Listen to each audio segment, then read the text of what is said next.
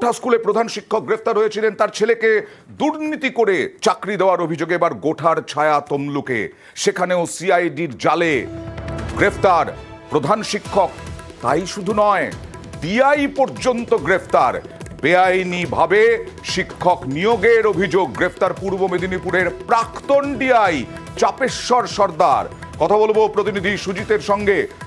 সুজিত, কি হয়েছিল ঘটনাটা যার জন্য গ্রেফতার করলো সিআইডি? এত বড় ঘটনা ঘটে গেল।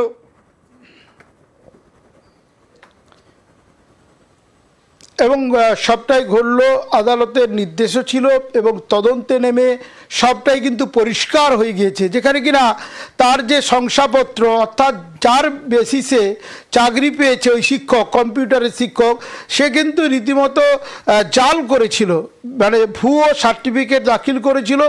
শুধু তাই নয়, একই সঙ্গে তার পরিচয়ও আবার কিন্তু মারাত্মক। তিনি কিন্তু প্রধান শিক্ষক যিনি গ্রেপ্তার হয়েছেন, অভিযুক্ত তার ভাইপো।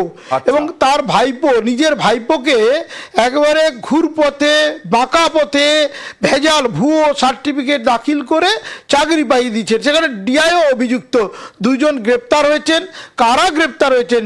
প্রাক্তন ডিআই, একই সঙ্গে প্রধান শিক্ষক অভিযুক্ত। কিন্তু পলাতক রয়েছেন মূল অভিযুক্ত, যিনি চাকরি এই ভুয়ো সার্টিফিকেট দিয়ে পেয়েছিলেন। একই সঙ্গে পুলিশ কিন্তু খতিয়ে দেখছে, সিআইডি পুলিশ, তারা যে এই কাজটা কারা করেছিল, এর সঙ্গে আরও কারা কারা যুক্ত। আজকে তমলুক আদালতে ধৃত দুজনকে বলা যায় তোলা হয়েছে এবং সিআইডি চাইছে তাদের হেফাজতে নিয়ে সবটা আরো হয়েছিল, তাই তো সুজিত? এবং এই তুমি যেটা বললে, যে ভাইপোকে চাকরি দিয়েছিলেন সেই ভাইপোই হাওয়া।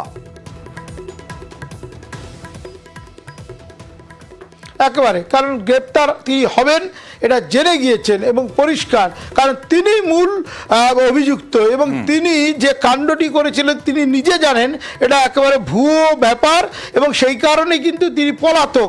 এবং আমরা যারা তার কাছে যাওয়ার চেষ্টা করেছি, খোঁজ নিয়েছি, কিন্তু তাকে কিন্তু খুঁজে পাওয়া যায়নি। আসলে পাওয়া যাবে না সহজে, কারণ তিনি বুঝেছেন তার গ্রেপ্তার হওয়া শুধু সময়ের অপেক্ষা। তিনজনের নামে এফআইআর, তার নামই প্রথম আছে, তার নাম শুভেন্দু, তার নামই প্রথম আছে এবং প্রধান শিক্ষক এবং প্রাক্তন ডিআইয়ের নাম, তিনজনের মধ্যে দুজন গ্রেপ্তার হয়েছে। তবে তিনজনের নাম থাকলে কি হবে, সিআইডি জানতে চেষ্টা করছে যে কারা এই কাজ, অর্থাৎ কিনা ভুয়ো সার্টিফিকেট কারা বানাচ্ছে, তাদেরও খোঁজ নেওয়ার চেষ্টা করছে।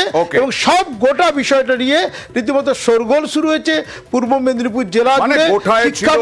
গোটায় ছিল ছেলে আর এখানে হলেও ভাইপো।